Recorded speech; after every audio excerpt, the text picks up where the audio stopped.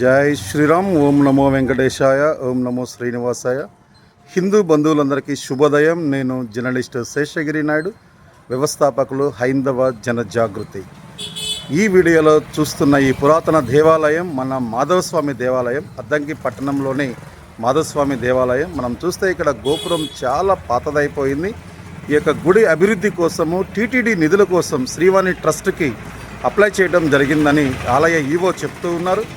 గత ప్రభుత్వ హయాంలోనే అప్లై చేయడం జరిగిందని, అయితే అది తిరస్కరించబడిందని, ఈ ప్రభుత్వంలో అప్లై చేయడం జరుగుతుందని చెప్తూ ఉన్నారు. ప్రతి ఒక్క హిందూ బంధువు కూడా మన మాధవస్వామి దేవాలయ అభివృద్ధి కోసం కదిలి రావాలి.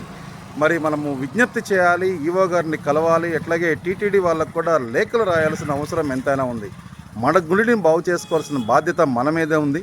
ప్రతి ఒక్కరు దీనికి ముందుకు రావాలని హైందవ జనజాగృతి తరపున విజ్ఞప్తి చేస్తూ ఉన్నాము. జై శ్రీరామ్.